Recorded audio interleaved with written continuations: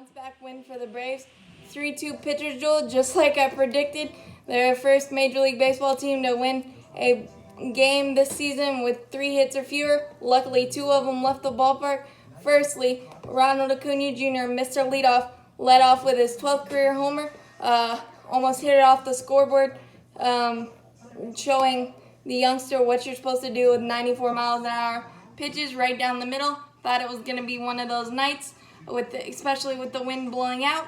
Didn't happen. The pitchers had other ideas. Ours were just a little bit better. And then in the 7th, when we had 1 hit and that 1 run, I put my lucky hat on, and our fortunes changed with our 50th homer in the 7th inning or later. Ozzie Albies put us on top after Brian McCain got a hard-fought single off of tough lefty Montgomery. Cub killer and lefty killer Ozzie Albies pulled a Freddie Freeman, ambushed the first pitch 395 feet into the bleachers. We're all dancing and happy. And then for our pitchers, Max Fried was excellent. 6 innings, 2-run ball, 5 walks, so effectively wild, 8 strikeouts. His big inning was the second, where he had 3 walks, where he lost his fastball command release point, just missing off the outside corner. Was able to work out of it because the youngster pitcher bunted through a suicide squeeze attempt. Javi Baez wandered too far, got him in a rundown, and our favorite Cub made the last out at third base, which is frowned upon, but not to me. So we somehow were able to work out of that jam. Thank you, Joe Madden, for batting your pitcher 8th. I think that aided us very, very nicely in that inning. And then Max Fried, after the hanging curveball he gave to Wilson Contreras in the 4th, went to work and was slicing and dicing after that.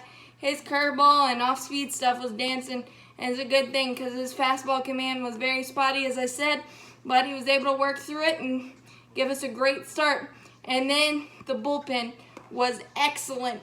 In the 7th inning, Sean Newcomb, it was great to see him come back and pick up right where he left off with a 1-2-3 7th with a strikeout, a comebacker, and a ground out. So that was just great to see for him, getting right back on the horse. And then in the 8th inning, Magic Man Anthony Swarzak came in and did his Houdini act again. After Sean Newcomb allowed first and second, back-to-back singles, Sean, you owe a mistake or two. Swarzak was able to get Chris Bryant to ground into a double play on a first pitch slider.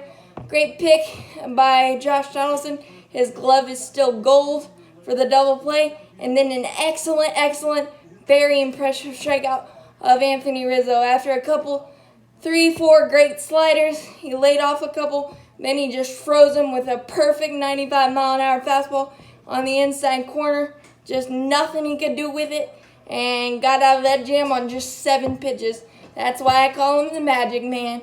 And then Luke Jackson with the best 9th inning I've seen in about a month and a half, just attacking hitters.